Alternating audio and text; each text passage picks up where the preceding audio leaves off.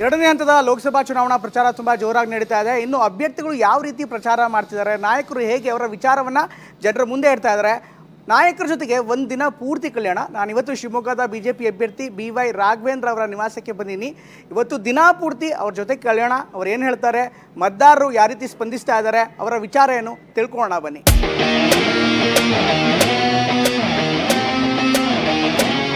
Sir ನಮಸ್ತೆ, ಹೇಗಿದ್ರಿ sir? ಹೇಗೆ ನಡೀತಾರೆ sir ಚುನಾವಣಾ ಪ್ರಚಾರ? ಇವತ್ತು ಫುಲ್ಲು ಟ್ರೆಡಿಷನಲ್ ಅಟೈರಲ್ಲಿ ರೆಡಿ ಆಗಿಬಿಟ್ಟಿದ್ರಿ. What is the special? ಏನು ಸ್ಪೆಷಲ್ ಇದೆ ಇವತ್ತು? ನಮ್ಮ ಯೋಗ ಇವತ್ತು ನಮ್ಮ ನಡೆದಾಡುವಂತಹ ದೇವರಾದಂಥ ಸಿದ್ಧಗಂಗಾ ಮಠದ ಶ್ರೀಗಳು ಓಕೆ ಇವತ್ತು ಮನೆಗೆ ಆಗಮಿಸಿದ್ರು. ಓಕೆ, ಪಾದ ಪೂಜೆನ ಮುಗಿಸ್ಕೊಂಡು ಮುಂದಿನ ಒಂದು ಚುನಾವಣಾ ಪ್ರಚಾರಕ್ಕೆ ಹೊರಡ್ತಾ ಇದ್ದೀವಿ. ಬನ್ನಿ ಸರ್, ದಿನಚರಿ ಇವತ್ತು ನಿಮ್ಮ ಜೊತೆನೇ ನಾವು ಕಳಿತೀವಿ. ಯಾವ ರೀತಿ ಇರುತ್ತೆ ಪ್ರಚಾರ, ಏನು ವಿಚಾರ ಎಲ್ಲ ಕೂಡ ಮಾತಾಡೋಣ ಬನ್ನಿ ಸರ್. ಶಿವಮೊಗ್ಗ ಲೋಕಸಭಾ ಚುನಾವಣೆಯಲ್ಲಿ ಭಾರಿ ಕುತೂಹಲದ ಕ್ಷೇತ್ರವಾಗಿರೋ ಇಲ್ಲಿ ಹಲವು ಕಾರಣಕ್ಕೆ ಗಮನ ಸೆಳೆದಿದೆ. ಮಾಜಿ ಮುಖ್ಯಮಂತ್ರಿಗಳಾದ ಎಸ್ ಬಂಗಾರಪ್ಪ, BS ಯಡಿಯೂರಪ್ಪನವರ ಮಕ್ಕಳು ಇಲ್ಲಿ ಎದುರಾಳಿಗಳು. ಸಾಂಪ್ರದಾಯಿಕವಾಗಿ ಶಿವಮೊಗ್ಗ BJP ಹಾಗೂ ಶಿಕಾರಿವೀರ ಯಡಿಯೂರಪ್ಪನವರ ಭದ್ರಕೋಟೆ. ಇವತ್ತು ಈ BJP ಭದ್ರಕೋಟೆಯಲ್ಲೇ ಈಶ್ವರಪ್ಪನವರು ಬಂಡಾಯದ ಕಹಳೆ ಮೊಳಗಿಸಿ ಸ್ಪರ್ಧೆಗಿಳಿದಿದ್ದಾರೆ. ಆದರೂ ಮತ್ತೆ ಕಮಲ ಅರಳಿಸೋದಕ್ಕೆ ಯಡಿಯೂರಪ್ಪ ಹಾಗೂ BJP ಅಭ್ಯರ್ಥಿ BY ರಾಘವೇಂದ್ರ ಪಣ ತೊಟ್ಟು ನಿಂತಿದ್ದಾರೆ. ಶಿವಮೊಗ್ಗ ಅನ್ನೋದು BJPಯನ್ನ ಕಟ್ಟಿ ಬೆಳೆಸಿದ ಯಡಿಯೂರಪ್ಪನವರ ನೆಲ. ಯಡಿಯೂರಪ್ಪ ಇಲ್ಲಿ BJP ಕಟ್ಟಿದಂತ ರೀತಿಯೇ ವಿಸ್ಮಯ, ರೋಮಾಂಚಕ. ಏನೂ ಇಲ್ಲದ ಕಾಲದಲ್ಲಿ ಯಡಿಯೂರಪ್ಪನವರು ಸೈಕಲ್ನಲ್ಲಿ ಸುತ್ತಿ ಪಕ್ಷ ಕಟ್ಟಿ ಬೆಳೆಸಿದ್ದು ಸುಲಭದ ಮಾತಲ್ಲ. ಇನ್ನು BY ರಾಘವೇಂದ್ರ ಅವರು ಬ್ರೇಕ್ಫಾಸ್ಟ್ ಮಾಡ್ತಲೇ TV9 ತಂಡದ ಜೊತೆ ಆ ದಿನಗಳನ್ನ ಮೆಲುಕು ಹಾಕಿದ್ರು. ಈಗೇನೋ ಎಲ್ಲ ಸಾಮಗ್ರಿಗಳಿದೆ, ಸೌಲಭ್ಯಗಳಿದೆ, ಪ್ರಚಾರ ಮಾಡೋದು ಸ್ವಲ್ಪ ಸುಲಭ. ಆವಾಗ ಹೇಗಿತ್ತು ಅಂತಂದ್ರೆ, ನೀವು ಯಡಿಯೂರಪ್ಪನವ್ರ ಪ್ರಚಾರ ನೋಡಿದ್ದೀರಿ. ನೀವು ಚುನಾವಣೆ ಸಂದರ್ಭದಲ್ಲಿ ಹೇಗಿರ್ತಿದ್ರು ಯಡಿಯೂರಪ್ಪನವರು? ನೀವು ಹೇಗೆ ಅವ್ರಿಗೆ ಸಪೋರ್ಟ್ ಮಾಡ್ತಾ ಇದ್ರು? ನಿಮ್ಮ ಫ್ಯಾಮಿಲಿ, ಎಸ್ಪೆಷಲಿ ನಿಮ್ಮ ಸೋದರಿಯರು, ನಿಮ್ಮ ಅಕ್ಕ ತಂಗಿರು ಕೂಡ ಇನ್ವಾಲ್ವ್ ಆಗ್ತಾ ಇದ್ರು ಅಂತ ಕೇಳ್ಪಟ್ಟೆ. ಅವ್ರ ಕಾಲಗಳಲ್ಲಿ ನಾನು ಇವತ್ತು ನಮಸ್ಕಾರ ಮಾಡ್ತೇನೆ. ನನ್ನ 3 ಜನ ದೊಡ್ಡ ಸಿಸ್ಟರ್ಸ್ ಅವ್ರು ಸೈಕಲ್ ತಗೊಂಡು, ಯಾಕಂದ್ರೆ ಗಂಡು ಮಕ್ಳು ನಾವು ಸಣ್ಣವರು, ನಾನು ವಿಜಯ್, ನಾನು 2nd ಸ್ಟ್ಯಾಂಡರ್ಡು, ವಿಜಯ್ LKG. ಆ ಟೈಮಲ್ಲಿ ಪಕ್ಷ ಕಟ್ಟಬೇಕಾದಾಗ ಯಾವುದೇ ಕಾರ್ಯಕ್ರಮ ಕರೆದು ಬರೋಕೆ ಅವ್ರು 3 ಜನ 3 ದಿಕ್ಕಲ್ಲಿ ಸೈಕಲ್ ತೊಗೊಂಡು ಹೋಗಿ ಕರೆದು ಬರ್ತಾ ಇದ್ರು. ಯೂಶಲಿ ಇವತ್ತು ಎಲ್ಲ ಸೌಕರ್ಯಗಳು ಕೊಡ್ತಾರೆ, ವಾಹನಗಳು ಬರುತ್ತೆ, ಕಾರ್ ಬರುತ್ತೆ, ಎಲ್ಲ ಬಂದು ನಿಲ್ಲಿಸ್ತಾರೆ. ಬಟ್ ಆಗಿನ ಕಾಲದಲ್ಲಿ ಹೇಗೆ ಪ್ರಚಾರಕ್ಕೆ ಹೋಗಿದ್ರೆ ನೆನಪಿದೆಯಾ? ಈವನ್ ಯಡಿಯೂರಪ್ಪನವರು 2ನೇ ಬಾರಿಗೆ ಶಾಸಕರಾದಾಗೂ ಕೂಡ ಬೆಳಗ್ಗೆ ಎದ್ದು ನಾನು ಅವರು ಒಟ್ಟಿಗೆ ನಮ್ಮ ಶಿಕಾರಿಪುರ ಮನೆ ಹತ್ರ ಅಮೃತ್ ಅಂತೇಳಿ ಒಂದು ಸೈಕಲ್ ರೆಂಟಿಗೆ ಕೊಡ್ತಾರಲ್ಲ, ಹೌದು ಹೌದು, ಬಾಡಿಗೆ ಕೊಡ್ತಾ ಇದ್ದಾಗಲ್ಲ ಅಂತ ಒಂದು ಕಾಲ, ಅಲ್ಲಿ ಇಬ್ರು ಸೈಕಲ್ ತೊಗೊಂಡು 7 ಗಂಟೆಗೆ ಸೈಕಲ್ ತೊಗೊಂಡು ನಾವು ತೋಟ ಎಲ್ಲ ಗದ್ದೆ ಹೋಗಿ ಮತ್ತೆ ಬರ್ತಾ ಇದ್ವಿ. ಇವತ್ತು ಹೇಗಿದೆ ರವೀಂದ್ರ, ಇವತ್ತಿನ ಕಾರ್ಯಕ್ರಮಗಳೇನು? ಯೂಶಲಿ ನಮ್ಮ ಸ್ಟೇಟಸ್ 2nd ಫೇಸ್ ಬಂದಿರಿಂದ 1 ತಿಂಗಳಿಂದ ಪ್ರಚಾರ ಮಾಡ್ತಿರೋದ್ರಿಂದ ಟೈಮ್ ಇದೆ, ಫ್ರೀಯಾಗಿ ಎಲ್ಲರೂ ಓಡಾಡ್ತಾ ಇದ್ದೀವಿ. ಒತ್ತಡಗಳು ಸ್ವಲ್ಪ ಕಂಪೇರಿಟಿವ್ಲಿ ಕಮ್ಮಿ ಇದೆ. ದಿನಕ್ಕೆ 10 ಸಭೆ ಮಾಡೋ ಜಾಗದಲ್ಲಿ 2, 3, 4 ಈ ಥರ ಮಾಡಿಕೊಂಡು ದಿನಗಳನ್ನ ಡ್ರ್ಯಾಗ್ ಮಾಡಿದ್ದೀವಿ. ಹಾಗಾದ್ರೆ ಬನ್ನಿ ಕ್ಷೇತ್ರಕ್ಕೆ ಹೊರಟ್ಬಿಡೋಣ. ಇವತ್ತು ದಿನ ಪೂರ್ತಿ ಹೇಗಿರೋದು ಪ್ರಚಾರ, ಜನ ಏನು ಹೇಳ್ತಾರೆ ಅದು ನೋಡೋಣ ಬನ್ನಿ ಸರ್, ಪ್ಲೀಸ್. ಹಾಗಾದ್ರೆ ಶಿವಮೊಗ್ಗದ ಲೋಕಸಭಾ ಕ್ಷೇತ್ರದ ಪರಿಸ್ಥಿತಿ ಹೇಗಿದೆ? ಮತದಾರರು ಏನಂತಾರೆ? ಚುನಾವಣಾ ಸಂದರ್ಭದಲ್ಲಿ ಅಭ್ಯರ್ಥಿಯ ದಿನಚರಿ ಹೇಗಿರುತ್ತೆ? ಇದರ ಸಂಪೂರ್ಣ ಚಿತ್ರಣವನ್ನ ಶಿವಮೊಗ್ಗ ಲೋಕಸಭಾ ಕ್ಷೇತ್ರದ BJP ಅಭ್ಯರ್ಥಿ BY ರಾಘವೇಂದ್ರ ಅವರ ಜೊತೆಯಲ್ಲೇ ತಿಳ್ಕೊಳ್ಳೋಣ ಬನ್ನಿ. ರಾಘವೇಂದ್ರ ಅವರು ದಿನದ ಪ್ರಚಾರವನ್ನು ಆರಂಭ ಮಾಡಿದ್ದಾರೆ. ಈಗ ಶಿವಮೊಗ್ಗದ ಜಯದೇವ ಬಡಾವಣೆಯ ನಾಗರಿಕ ಸಮಿತಿಯ ಸದಸ್ಯರೊಂದಿಗೆ ಅವರು ಮಾತನಾಡ್ತಾರೆ. ಚುನಾವಣೆ ಪ್ರಚಾರ ಸಂದರ್ಭ ಸಹಜವಾಗಿ ಸಮಿತಿಯ ಸದಸ್ಯರು, ಜನರು ಕೂಡ ಬಂದಿರ್ತಾರೆ. ಲೇಔಟ್ನ ಜನರ ಜೊತೆಗೆ ಅವರು ಕೂಡ ಮಾತುಕತೆ ಮಾಡ್ತಿದ್ದಾರೆ, ಅವರ ವಿಚಾರವನ್ನು, ಅವರ ಪ್ರಚಾರವನ್ನು ಮಾಡ್ತಿದ್ದಾರೆ. ಹಾಗೆ ರಾಘವೇಂದ್ರ ಜೊತೆಗೂ ಕೂಡ ಮಾತಾಡೋಣ, ಸಾಕಷ್ಟು ವಿವರಗಳನ್ನು ಪಡೆಯೋಣ. ನೋವಿದೆ, ಕಳೆದ ಎಲ್ಲ ಚುನಾವಣೆಯಲ್ಲಿ ಅವ್ರು ಆಶ್ವಾಸಿಸಿದ್ರು, ಈ ಬಾರಿ ಸಿಕ್ಕಿಲ್ಲ. ಹಾಗೆ ಈ ಸಂದರ್ಭದಲ್ಲಿ ಇಷ್ಟೇ ನಾವು ವಿನಂತಿ ಮಾಡ್ಕೊಳ್ತೇನೆ, ನಮ್ಮ ಶಿವಮೊಗ್ಗದ ಒಂದು ಭವಿಷ್ಯದ ಒಂದು ಅಭಿವೃದ್ಧಿ ವಿಚಾರದಲ್ಲಿ ಕಣ್ಮುಂದಿರ್ಕೊಂಡು ಮತ್ತೆ ಸೇರೋಣ, ನಾವು ಸಲಹೆ ಕೊಡಿ. ದಿನದ ಪ್ರಚಾರ ಆರಂಭ ಮಾಡಿದ್ರಿ, ನಾಗರಿಕ ಬಡಾವಣೆಗೆ ಬಂದಿದ್ದೀರಿ. ಹೇಗಿದೆ ಇವತ್ತಿನ ದಿನ ಪ್ರಚಾರ ಆರಂಭ ಆಗ್ತಾ ಇದೆ? ಈ ಎಲೆಕ್ಷನ್ ಟೈಮಲ್ಲಿ ಹೇಗೆ ಮ್ಯಾನೇಜ್ ಮಾಡ್ತಿರೋದೆಲ್ಲವನ್ನ? ನಾನು ರಿಯಲಿ ಮೆಂಟಲಿ ತುಂಬ ಫ್ರೀ ಇದ್ದೀನಿ, ಅತ್ಯಂತ ಹೆಮ್ಮೆಯಿಂದ ಹೇಳ್ತೀನಿ. ನಮ್ಮ ಶಿವಮೊಗ್ಗ ಕ್ಷೇತ್ರದಲ್ಲಿ ಇವತ್ತು ನಮ್ಮ ಜಯದೇವ ಬಡಾವಣೆಯಲ್ಲಿ ನಮ್ಮ ನಾಗರಿಕರು ಇಷ್ಟೊಂದು ಅಭಿಮಾನದಿಂದ, ನಾನು ಒಬ್ಬನೇ ಏನೂ ಮಾಡಲಿಕ್ಕಾಗಲ್ಲ, ಈ ರೀತಿಯಂಥ ಪ್ರಜ್ಞಾವಂತ ನಾಗರಿಕ ಬಂಧುಗಳು ಅವ್ರದ್ದೇ ನಂದು ಈ ದೇಶದ ನಂದು ಕರ್ತವ್ಯ ಅಂದ್ಕೊಂಡು ತಮ್ಮನ್ನು ತಾವು ತೋಡಿಸ್ಕೊಂಡು ಕೆಲಸವನ್ನು ಮಾಡ್ತಿದ್ದಾರೆ. ಸೊ ಅವರೆಲ್ಲರ ಸಹಕಾರದಿಂದ ಈ ಬಾರಿ ಮೋದಿಜಿಯವರು ಕಾಂಗ್ರೆಸ್ಸೇತರ ಶಕ್ತಿಗಳು ಒಂದಾಗಬೇಕೆಂದು ಕರೆ ಕೊಟ್ಟಾಗ ನಮ್ಮ ಶಿವಮೊಗ್ಗದಲ್ಲೂ ಕೂಡ ತುಂಬ ಯಶಸ್ವಿಯಾಗಿ JDS ಅವರು ಕೈ ಜೋಡಿಸಿದ್ದಾರೆ. ಮುಂದಿನ ಜಾಗಕ್ಕೆ ಹೋಗೋಣ ಬನ್ನಿ. ಇದಾದ ನಂತರ TV9 ತಂಡ ಬಿಜೆಪಿ ಅಭ್ಯರ್ಥಿ ರಾಘವೇಂದ್ರರ ಜೊತೆ ಕ್ಷೇತ್ರದ ಪ್ರಚಾರವನ್ನ ಹಿಂಬಾಲಿಸಿತು. ಜೆಡಿಎಸ್ ಕಾರ್ಯಕರ್ತರು ಕೂಡ ಬಿಜೆಪಿ ಅಭ್ಯರ್ಥಿ BY ರಾಘವೇಂದ್ರ ಪರ ಪ್ರಚಾರ ನಡೆಸಿದರು. ಶಿವಮೊಗ್ಗ ಗ್ರಾಮಾಂತರ ಜೆಡಿಎಸ್ ಶಾಸಕಿ ಶ್ರೀಮತಿ ಶಾರದಾ ಪೂರ್ಯ ನಾಯಕ್ ಸಾಥ್ ಸಿಕ್ಕಿತು. ಇವತ್ತು ನಿಮ್ ರಾಘಣ್ಣ ಈ ಜಿಪಿಎಂ ಬಂದು ನಿಂತ್ಕೊಂಡು ಮಾತಾಡ್ತಾ ಇದ್ದಾನೆ ಅಂದ್ರೆ ನಮ್ಮ ಕಾರ್ಯಕರ್ತರ ಬೆವರಿನ ಹನಿಯ ಒಂದು ಶ್ರಮದಿಂದ ಇವತ್ತು ನಾನು ನಿಮ್ ರಾಘಣ್ಣ ಬಂದು ಮಾತಾಡ್ತಾ ಇದ್ದೀನಿ. ರಾಘಣ್ಣಕ್ಕೆ ಒಳ್ಳೇದಾಗ್ಲಿ. ಶಿವಮೊಗ್ಗ ಲೋಕಸಭಾ ಚುನಾವಣಾ ಪ್ರಚಾರದಲ್ಲಿ ರಾಘವೇಂದ್ರ ಅವರು ಈಗ ಶಿವಮೊಗ್ಗ ಗ್ರಾಮಾಂತರ ಪ್ರದೇಶಕ್ಕೆ ಬಂದಿದ್ದಾರೆ. ನನ್ನ ಹಿಂಭಾಗದಲ್ಲಿ ನೋಡ್ಬೋದು ಈಗಾಗಲೇ ರೋಡ್ ಶೋ ಕೂಡ ನಡೀತಾ ಇದೆ. ಈಗ ತಾನೇ ಅವ್ರ ಜೊತೆ ನಾವು ಕೂಡ ಬಂದ್ವಿ. ಇಲ್ಲಿ ಹೊಳೆಹೊನ್ನೂರು ಅಂತ ಶಿವಮೊಗ್ಗ ಗ್ರಾಮಾಂತರ ಕ್ಷೇತ್ರದಲ್ಲಿ ನಡೀತಾ ಇರುವಂಥ ಪ್ರಚಾರ ಇದು. ಹೆಚ್ಚಿನ ಸಂಖ್ಯೆಯಲ್ಲಿ ಜನ ಕೂಡ ಸೇರಿದ್ದಾರೆ.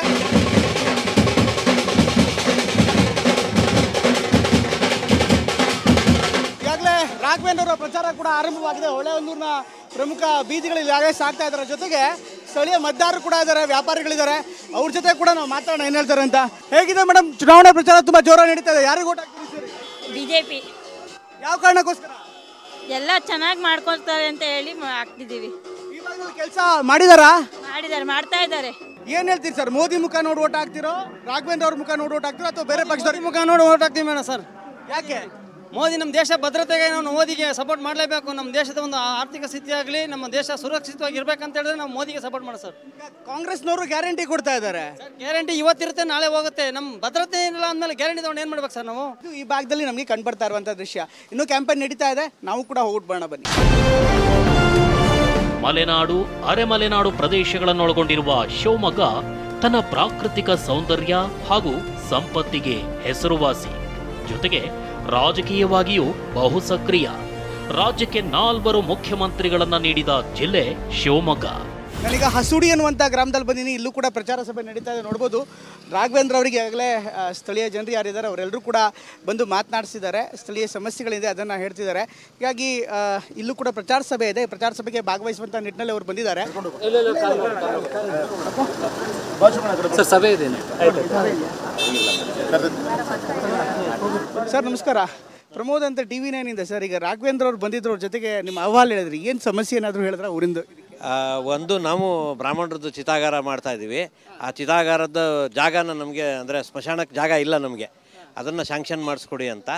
ಮತ್ತು ಅದಕ್ಕೆ ಅಭಿವೃದ್ಧಿಗೆ ಸರ್ಕಾರದ ಸವಲತ್ತು ಕೊಡಿಸಿ ಅಂತ ಕೇಳಿದ್ದೀವಿ. Modi candy sir. ಮೋದಿನೇ ಭಾರಿ ಚೆನ್ನಾಗಿದ್ದಾರೆ. ಈ ಕಾಂಗ್ರೆಸ್ ಸರ್ಕಾರ ನಮ್ಮ ದೇಶನೇ ಮಾರ್ಬಿಡ್ತಾರೆ.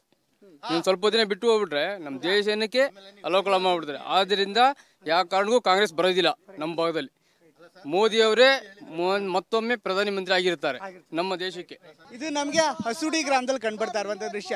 ಬೇರೆ ಬೇರೆ ಭಾಗದಲ್ಲಿ ಸಾರ್ವಜನಿಕ ಸಭೆ ಇದೆ. ನಾವು ಕೂಡ ರಾಘವೇಂದ್ರ ಅವ್ರನ್ನ ಜಾಯ್ನ್ ಆಗೋಣ. ಚುನಾವಣೆ ಅಂಗವಾಗಿ ಶಿವಮೊಗ್ಗ ಗ್ರಾಮಾಂತರ ವಿಧಾನಸಭಾ ಕ್ಷೇತ್ರದಲ್ಲಿ ಚುನಾವಣಾ ಪ್ರಚಾರ ನಡೀತಾ ಇದೆ. ಈಗ ತಾನೇ ಬಿಜೆಪಿ ಅಭ್ಯರ್ಥಿ ರಾಘವೇಂದ್ರ ಅವರು ಸಾರ್ವಜನಿಕ ಸಭೆಯನ್ನ ಉದ್ದೇಶಿಸಿ ಮಾತನಾಡ್ತಾರೆ. ಬೇರೆ ಬೇರೆ ಭಾಗದಿಂದ, ಅಂದ್ರೆ ಈ ಒಂದು ವಿಧಾನಸಭಾ ಕ್ಷೇತ್ರದ ಬೇರೆ ಬೇರೆ ಭಾಗದಿಂದ ಬಿಜೆಪಿ ಹಾಗೂ JDS ನ ಕಾರ್ಯಕರ್ತರನ್ನ ಕರೆಯಲಾಗಿದೆ. ಹಾಗೆ ಗ್ರಾಮ ಪಂಚಾಯಿತಿ ಮಟ್ಟದ ಕಾರ್ಯಕರ್ತರನ್ನು ಕೂಡ ಇಲ್ಲಿ ಆಹ್ವಾನ ಮಾಡಲಾಗಿದೆ. ಹಾಗೆ ಹಸುಡಿ ಈ ಒಂದು ಭಾಗದಲ್ಲಿ ಸೇರಿರುವಂತಹ ಸಾರ್ವಜನಿಕರು ಕೂಡ ಇದ್ದಾರೆ. ಅವರನ್ನ ಉದ್ದೇಶಿಸಿ ಮಾತನಾಡ್ತಾ ಇದ್ದಾರೆ. ಗೌರವಿತ ಡಾಕ್ಟರ್ BR ಅಂಬೇಡ್ಕರ್ ಸಂವಿಧಾನ ಕೊಟ್ಟಂತ ಪುಣ್ಯಾತ್ಮ 2 ಬಾರಿ ಚುನಾವಣೆ ನಿಂತಾಗ ಅವರು ಇದೇ ಕಾಂಗ್ರೆಸ್ಸಿನ ಅಭ್ಯರ್ಥಿ ಹಾಕಿ ಅವರು ಸೋಲ್ಸಂದ್ರೆ ಈ ಕಾಂಗ್ರೆಸ್ ಪಕ್ಷ. ಪ್ರಚಾರ ಸಭೆ ಮುಕ್ತಾಯ ಆಯಿತು. ಅಫ್ಕೋರ್ಸ್ ಈಗ ಪೊಲಿಟಿಕಲಿ ಮಾತನಾಡಿದ್ರೆ ಲೋಕಸಭಾ ಕ್ಷೇತ್ರದಲ್ಲಿ ಪ್ರಮುಖವಾಗಿ ಶಿವಮೊಗ್ಗದಲ್ಲಿ ಈ ಬಾರಿ ಬೇರೆ ಬೇರೆ ರೀತಿಯಂಥ ವಾತಾವರಣ ಅನ್ಎಕ್ಸ್ಪೆಕ್ಟೆಡ್ ರೀತಿಯಲ್ಲಿ ಆಯಿತು. ಈಗ ಈಶ್ವರಪ್ಪನವ್ರು ನಿಮ್ಮ ಜೊತೆಗಿದ್ದವರು ಈಗ ವಾಪಸ್ ಹೋದ್ರು. ನೀವು ಈಶ್ವರಪ್ಪ ಫ್ಯಾಕ್ಟರ್ನ ಎಷ್ಟು ಸೀರಿಯಸ್ ಆಗಿ ಪರಿಗಣಿಸ್ತೀರಾ? ಎಲ್ಲ ಚುನಾವಣೆ ಸಂದರ್ಭದಲ್ಲಿ ಯಾವುದೂ ಕೂಡ ವಿಚಾರಗಳನ್ನ ನೆಗ್ಲೆಕ್ಟ್ ಮಾಡ್ಲಿಕ್ಕೆ ಆಗಲ್ಲ ಸರ್. ಎಲ್ಲ ಎಚ್ಚರಿಕೆ ಇಟ್ಕೊಂಡು ಎಲ್ಲರೂ ಕೂಡ ಗೆಲ್ಲಬೇಕು ಅಂತ ನಿಂತಿರ್ತಾರೆ. ಆದರೆ ಒಂದು ಗೌರವಂತ ಈಶ್ವರಪ್ಪನವರು 2 ಆರೋಪ ಮಾಡಿದ್ದಾರೆ ನಮ್ಮ ಬಗ್ಗೆ, ಕುಟುಂಬ ರಾಜಕಾರಣ ಮತ್ತು ಹಿಂದುತ್ವದ ಬಗ್ಗೆ. 1 ತಿಂಗಳು ಕೆಳಗೆ ಇದೇ ರಾಘಣ್ಣ ಇದೇ ವಿಜಯಣ್ಣನ ಗೆದ್ದು ಬರಬೇಕು, ಮಂತ್ರಿ ಆಗಬೇಕು ಅಂತ ಭಾಷಣ ಮಾಡಿದಂಥವ್ರು ಇವರೇ. ಯಾಕೆ ಈ 2-3 ವಾರದಲ್ಲಿ ಇವರ ನಿಲುವು ಬದಲಾವಣೆ ಆಯಿತು? ಮತ್ತೆ ಗೌರವಿತ ಬಸವರಾಜ ಬೊಮ್ಮಾಯಿಯವರು ನಿಕಟಪೂರ್ವ ಮುಖ್ಯಮಂತ್ರಿಗಳು ಸ್ಪರ್ಧೆ ಮಾಡಬೇಕು ಅಂತ ಹೇಳಿ ಸಂಘಟನೆ ಡಿಸಿಷನ್ ತಗೊಂಡಾಗ ಯಾಕೆ ಪೈಪೋಟಿ ಕೊಡ್ಲಿಕ್ಕಾಗತ್ತೆ? ಶಿವಮೊಗ್ಗದಲ್ಲಿ, ಹಾವೇರಿಯಲ್ಲಿ. ಎರಡನೇದು, ಇವತ್ತು ಹಿಂದುತ್ವ ಬಗ್ಗೆ ಯಡಿಯೂರಪ್ಪನ ಕುಟುಂಬ ಗೊತ್ತಿಲ್ಲ ಅನ್ನೋ ರೀತಿಯಲ್ಲಿ ಮಾತಾಡ್ತಾ ಇದ್ದಾರೆ.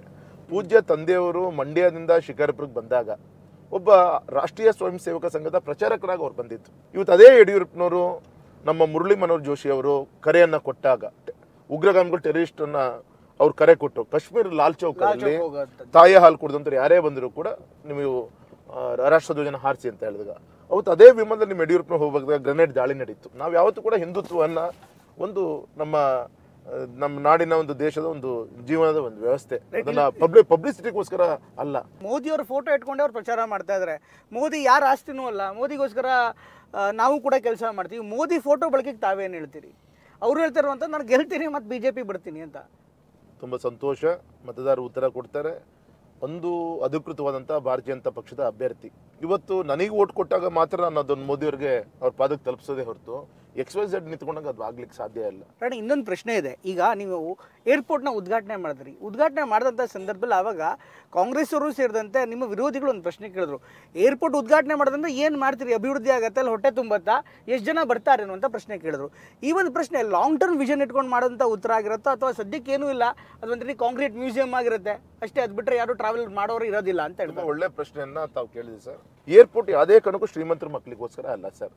ಇವತ್ತು ಸಮಯನೇ ದುಡ್ಡು, ಟೈಮ್ ಇಸ್ ಮನಿ ಅಂತ ಹೇಳಿ ಯೋಚನೆ ಮಾಡುವಂತ ಕೈಗಾರಿಕಾ ಉದ್ಯಮಿಗಳು ಬರಬೇಕು, ಇಲ್ಲಿ ಫ್ಯಾಕ್ಟ್ರಿಗಳನ್ನ ಶುರು ಮಾಡಬೇಕು. ಸರ್ ಎಂ ವಿಶ್ವೇಶ್ವರಯ್ಯನವರು ಮಹಾರಾಜರ ಕಾಲದಲ್ಲಿ ಶುರುವಾದಂಥ MPM ಫ್ಯಾಕ್ಟ್ರಿ ಸಿದ್ದರಾಮಯ್ಯನವರ ಕೊನೆ ಮಳೆ ಹೊಡೆದು ಅದನ್ನು ಮುಚ್ಚುವಂಥ ಕೆಲಸ ಆಯಿತು. ಶುಗರ್ ಫ್ಯಾಕ್ಟ್ರಿ ಮುಚ್ಚಾಯಿತು, ಪೇಪರ್ ಫ್ಯಾಕ್ಟ್ರಿ ಮುಚ್ಚಾಯಿತು. ಇನ್ನು VISL ಫ್ಯಾಕ್ಟ್ರಿ ಇದೆ, ನಮ್ಮ ಕೇಂದ್ರ ಸರ್ಕಾರದ ಡಿಸ್ಇನ್ವೆಸ್ಟ್ಮೆಂಟ್ ಇದರಲ್ಲಿ ಪಟ್ಟಿಯೊಳಗೆ ಇದು ಕೂಡ ಇದೆ. ಆದರೆ ಯಾವುದೇ ಕಾರಣ ಕೂಡ ಡಿಸ್ಇನ್ವೆಸ್ಟ್ಮೆಂಟ್ ಘೋಷಣೆ ಮಾಡಿ ಇವತ್ತಿಗೆ 4-5 ಇಯರ್ಸ್ ಆದರೂ ಕೂಡ ಬೀಗ ಹಾಕ್ಲಿ ನಿಮ್ಮ ರಾಗಣ್ಣ ಬಿಟ್ಟಿಲ್ಲ. ಈಗಾಗಲೇ ಕರ್ನಾಟಕ ಚಲನಚಿತ್ರ ವಾಣಿಜ್ಯ ಮಂಡಳಿ ಕೂಡ ಒಂದು ಲೆಟರ್ ಬರೆದ್ರು ಅಧ್ಯಕ್ಷರೇ. ಈಗ ಶಿವರಾಜ್ ಕುಮಾರ್ ಅವರ ಪತ್ನಿ ಶಿವಮೊಗ್ಗದಲ್ಲಿ ಸ್ಪರ್ಧೆ ಮಾಡ್ತಾರೆ, ಎಲ್ಲ ನಟ ನಟಿಯರು ಬರಬೇಕು, ಪ್ರಚಾರ ಮಾಡಬೇಕು ಅಂತಿದ್ದಾರೆ. ಇದಕ್ಕೆ ತಾವೇನು ಹೇಳ್ತೀರಿ? ಜೊತೆಗೆ ಯಾಕೆ ಕಾಂಗ್ರೆಸ್ ವೋಟ್ ಹಾಕಬಾರ್ದು ಅಂತ ಹೇಳ್ತೀರಿ? ಪರದೆ ಮೇಲಿರುವಂಥವ್ರನ್ನ ಹತ್ತಿರದ ನೋಡುವಂಥ ಭಾಗ್ಯ ನಮ್ಮ ಕ್ಷೇತ್ರ ಜನರಿಗೆ ಸಿಕ್ಕಿದೆ. ನಾನು ಕೂಡ ಒಬ್ಬ ಕಲಾವಿದನ ಗೌರವಿಸುವಂಥದ್ದು ಕುಟುಂಬ ಸರ್. ರಾಜ್ಕುಮಾರ್ ಕುಟುಂಬನ ಗೌರವಿಸುವಂಥವ್ರು, ದಿನಕ್ಕೆ 2-3 ರಾಜ್ಕುಮಾರ್ ಅವರ ಪಿಕ್ಚರ್ ನೋಡುವಂಥವ್ರು ನಾನು ಕೂಡ ಒಬ್ಬ ರಾಜ್ಕುಮಾರ್ ಅಭಿಮಾನಿಗಳು. ಆದರೆ ರಾಜ್ಕುಮಾರ್ ಅವರು ಎಂತೆಂಥ ಸಂದರ್ಭ ಸವಾಲಿದ್ದವು ಕೂಡ ಅವರು ರಾಜಕಾರಣಕ್ಕೆ ಬರಲಿಲ್ಲ. ಅವರು ಇರಲಿ, ಇವತ್ತು ಚುನಾವಣೆ ನಿಂತಿದ್ದಾರೆ, ಅದನ್ನ ಮತದಾರರು ತೀರ್ಮಾನವನ್ನ ತೆಗೆದುಕೊಳ್ತಾರೆ, ಇದು ಎರಡನೇ ಸಲ. ಆದರೆ ಯಾಕೆ ಓಟ್ ಹಾಕ್ಬೇಕು? ಇಲ್ಲಿ ಸೋಲುಗಳು ಆದಾಗ ಮತ್ತೆ 5 ವರ್ಷಕ್ಕೊಂದ್ಸತಿ ಬಂದು ಮನೆಯನ್ನ ಮಾಡಿಕೊಂಡು ಚುನಾವಣೆ ಪ್ರಚಾರ ಮುಗಿಸ್ಕೊಂಡು ಹೋಗುವಂಥ ಒಂದು ಪದ್ಧತಿ ಕಳೆದ 2-3 ಬಾರಿ ನಾವು ಇಲ್ಲೆಲ್ಲರೂ ಕೂಡ, ನಾನು ಹೇಳ್ತಿಲ್ಲ, ಜನ ಮಾತಾಡ್ತಾ ಇರೋದು. ಇನ್ನಷ್ಟು ವಿಚಾರ ಇದೆ, ಮಾತಾಡೋಣ. ಬೇರೆ ಬೇರೆ ಕಾರ್ಯಕ್ರಮಗಳಲ್ಲೂ ಕೂಡ ನಾವು ಭಾಗಿಯಾಗೋಣ. Thank you sir. ನಾವೀಗ ಮೊದಲ ಹಂತದ ಪ್ರಚಾರವನ್ನು ಮುಗಿಸಿ ಮತ್ತೆ ರಾಘವೇಂದ್ರ ಅವರ ನಿವಾಸಕ್ಕೆ ವಾಪಸ್ ಆಗಿದ್ದೀವಿ. ಊಟ ಮಾಡ್ತಾನೆ ಅವ್ರ ಜೊತೆಗೆ ಮಾತಾಡೋಣ ಬನ್ನಿ.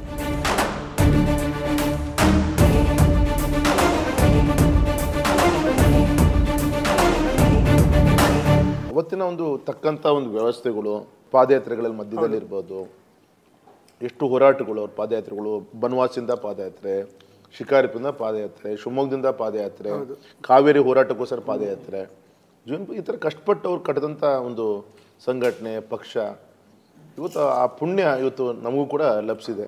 ಯಾರೇ ಬಂದರೂ ಕೂಡ ಹಾಗೆ ವಾಪಸ್ ಹೋಗಬಾರ್ದು, ಒಂದು ಊಟನೋ ತಿಂಡಿನೋ ಕಾಫಿನೋ ಟೀನೋ ಕುಡಿದ್ಬಿಟ್ಟೆ ಹೋಗಬೇಕು ಅಂತ ಯಡಿಯೂರಪ್ಪನವ್ರು ಪದೇ ಪದೇ ಹೇಳ್ತಾ ಇದ್ರು. ಅದಕ್ಕೆ ಏನು ಹೇಳ್ತೀರಿ ಸರ್?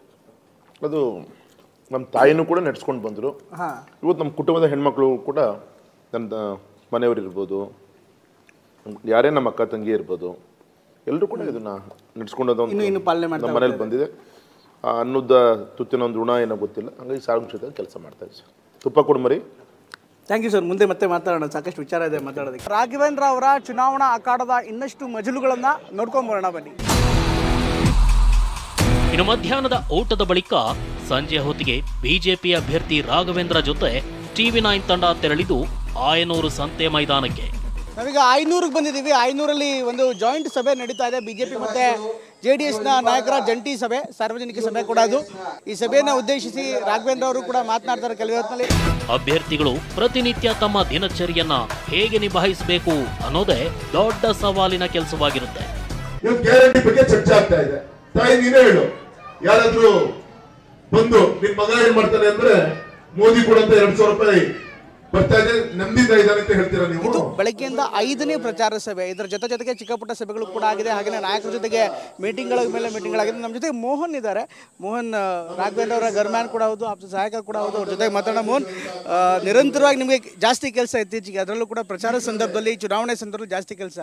ಹೇಗೆ ಮ್ಯಾನೇಜ್ ಮಾಡ್ತಿದ್ದಾರೆ ರಾಘವೇಂದ್ರ ಅವರು?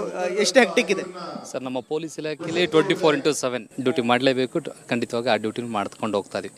ಈಗ ಎಲೆಕ್ಷನ್ ಇರೋದ್ರಿಂದ ಪ್ರತಿದಿನ ಬೆಳಗ್ಗೆ 7-7:30 ಸರ್ ಜೊತೆಗೆ ಬಂದು ಡ್ಯೂಟಿ ಶುರು ಮಾಡಿದ್ರೆ ರಾತ್ರಿ 11 ಗಂಟೆವರೆಗೂ ಸಭೆಗಳು ನಿರಂತರವಾಗಿ ಸಭೆಗಳು ಆಗ್ತಾನೆ ಇರುತ್ತೆ. ಇದು ನಮಗೆ 500 ಭಾಗದಲ್ಲಿ ಕಂಡು ಬರ್ತಾ ಇರುವಂಥ ದೃಶ್ಯ. ಈ ಒಂದು ಸಭೆ ಆದ ಬಳಿಕ ಮತ್ತೊಂದು ಸಭೆ ಶಿಕಾರಿಪುರದಲ್ಲಿ ನಡೆಯುತ್ತೆ. ಶಿಕಾರಿಪುರದಲ್ಲಿ ಯಡಿಯೂರಪ್ಪನವರು ಕೂಡ ಬರುವಂಥ ನಿರೀಕ್ಷೆ ಇದೆ. ಈ ಪ್ರಚಾರ ಸಭೆ ಬಳಿಕ ನಮ್ಮ TV9 ತಂಡ ಇಲ್ಲಿಂದ ನೇರವಾಗಿ ಹೊರಟಿದ್ದು ಶಿಕಾರಿ ವೀರನ ಕೋಟೆ ಶಿಕಾರಿಪುರದತ್ತ. ಆಗಷ್ಟೇ ವಿಜಯಪುರ ಪ್ರವಾಸ ಮುಗಿಸಿ ಹೆಲಿಕಾಪ್ಟರ್ ಮೂಲಕ ಮುಸ್ಸಂಜೆಗೂ ಮುನ್ನವೇ ಶಿಕಾರಿಪುರಕ್ಕಾಗಮಿಸಿದ್ರು ಯಡಿಯೂರಪ್ಪ.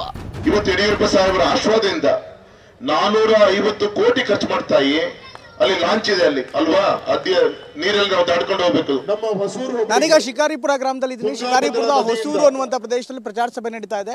ಯಡಿಯೂರಪ್ಪನವರು ಕೂಡ ಈ ಒಂದು ಸಭೆಗೆ ಜಾಯ್ನ್ ಆಗಿದ್ದಾರೆ. ಬಿಜಾಪುರದಿಂದ ಯಡಿಯೂರಪ್ಪನವರು ಕೂಡ ಬಂದಿದ್ದಾರೆ. ಇನ್ಫ್ಯಾಕ್ಟ್ ಯಡಿಯೂರಪ್ಪನವರು ಬಂದಿದ್ದಾರೆ ಅನ್ನುವಂಥ ಕಾರಣಕ್ಕೋಸ್ಕರ ಈಗ ಹೆಚ್ಚಿನ ಸಂಖ್ಯೆಯಲ್ಲಿ ಜನ ಕೂಡ ಸೇರ್ಪಡೆ ಆಗಿದ್ದಾರೆ. ಇನ್ಫ್ಯಾಕ್ಟ್ ನೋಡ್ಬೋದು ಸುಮಾರು 2000ಕ್ಕೂ ಅಧಿಕ ಜನ ಇಲ್ಲಿ ಬಂದಿದ್ದಾರೆ. ಇನ್ಫ್ಯಾಕ್ಟ್ ಯಡಿಯೂರಪ್ಪನವರ ಭಾಷಣ ಕೇಳೋಕೆ ಅಂತಲೇ ಹೆಚ್ಚಿನ ಸಂಖ್ಯೆಯಲ್ಲಿ ಜನ ಬಂದಿದ್ದಾರೆ. ನನಗೆ 82 ವರ್ಷ, ಕೈಕಾಲು ಗಟ್ಟಿ ಇದ್ರೆ ಇನ್ನೂ ಒಂದು ಎಲೆಕ್ಷನ್ ಮಾಡ್ತೇನೆ ತಮ್ಮ ಆಶೀರ್ವಾದದಿಂದ. ಯಡಿಯೂರಪ್ಪನವ್ರನ್ನ ಮಾತಾಡಿಸುವಂತ ಪ್ರಯತ್ನವನ್ನ ನಾವು ಕೂಡ ಮಾಡೋಣ.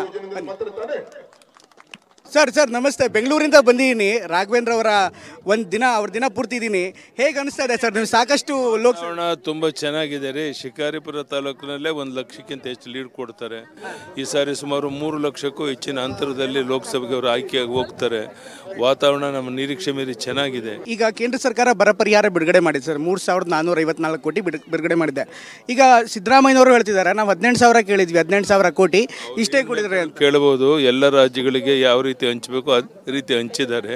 ಈಗ ಬಂದಿರೋ ಹಣವನ್ನು ಸದ್ವಿನಿಯೋಗ ಮಾಡಿಕೊಳ್ಬೇಕು, ವಾಸ್ತವಿಕತೆಯನ್ನು ಅರ್ಥ ಮಾಡಿಕೊಂಡು ಕೆಲಸ ಮಾಡಬೇಕು, ಜನರ ಹಿತವನ್ನು ಕಾಪಾಡಬೇಕು ಅಂತ ವಿನಂತಿ ಮಾಡಿ ಬೇರೆ ಭಾಗ ಹೋಗೋಣ ಬನ್ನಿ.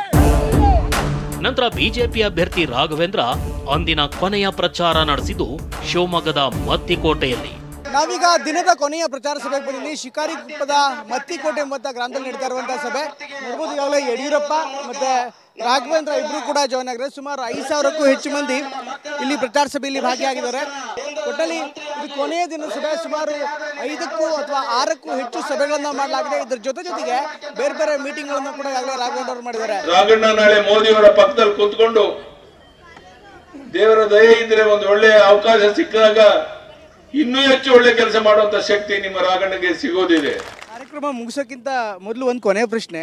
ಈಗಾಗಲೇ ಯಡಿಯೂರಪ್ಪನವರು ಕೂಡ ಮಾತನಾಡಿದ್ರು, ಮುಂದೆ ಅವಕಾಶ ಸಿಕ್ಕರೆ ಕೇಂದ್ರ ಸಚಿವ ಆಗುವಂತ ಹಿಂಟ್ ಕೊಟ್ರು. ಇಲ್ಲ ಯಡಿಯೂರಪ್ಪನವ್ರು ಪಾಪ ಇದ್ರಲ್ಲಿ ಮಾತಾಡಿಲ್ಲ. ದೇವರು ಮತ್ತೊಮ್ಮೆ MP ಮಾಡಿ ಅಂತ ಹೇಳಿದ್ದಾರೆ. ಇವತ್ತು ನನ್ನನ್ನು ಲಕ್ಷಗಟ್ಟಲೆ ಕಾರ್ಯಕರ್ತರು ಕೆಲಸ ಮಾಡಿದ್ರು ಕೂಡ ನನ್ನಂತ ಒಬ್ಬ ಕಾರ್ಯಕರ್ತನಿಗೆ ಸಂಸತ್ ಸದಸ್ಯನಿಗೆ ಸೇವೆ ಸಲ್ಲಿಸುವಂಥ ಒಂದು ಅವಕಾಶ ಸಿಕ್ಕಿದೆಯಲ್ಲ, ಅದು ತುಂಬ ದೊಡ್ಡ ಒಂದು ತೃಪ್ತಿ ನಂಗೆ ತಂದಿದೆ ಅಂತ ನಾನು ಹೇಳಲಿಕ್ಕೆ ಇಷ್ಟಪಡ್ತೀನಿ sir. Thank you so much. ದಿನ ಪೂರ್ತಿ ನಮ್ಮ ಜೊತೆ ಕಳೆದಿದ್ದಕ್ಕೆ ಥ್ಯಾಂಕ್ ಯು. ಧನ್ಯವಾದ ನಮ್ಮ ಜೊತೆ. ಇವತ್ತು ಒಂದು ಸುದೀರ್ಘವಾದಂಥ ದಿನ. ಸಾಕಷ್ಟು ಪ್ರಚಾರ ಸಭೆಗಳು ನಡೀತು, ಅದರ ಜೊತೆಗೆ ಮೀಟಿಂಗ್ಗಳು ಕೂಡ ಆಯಿತು. ನಾವು ಕೂಡ ಅಭ್ಯರ್ಥಿಯ ಜೊತೆಗೆ ಒಂದು ದಿನ ಪೂರ್ತಿಯಾಗಿ ಕಳೆದ್ವಿ. ಇನ್ನಷ್ಟು ವಿಶೇಷದೊಂದಿಗೆ ಇನ್ನಷ್ಟು ವಿಚಾರಗಳೊಂದಿಗೆ ನಿಮ್ಮ ಮುಂದೆ ಬರ್ತೀವಿ. ಇದು ಈ ಹೊತ್ತಿನ ವಿಶೇಷ. ನಿರಂತರ ಸುದ್ದಿಗಾಗಿ ನೋಡ್ತಾ ಇರಿ TV9.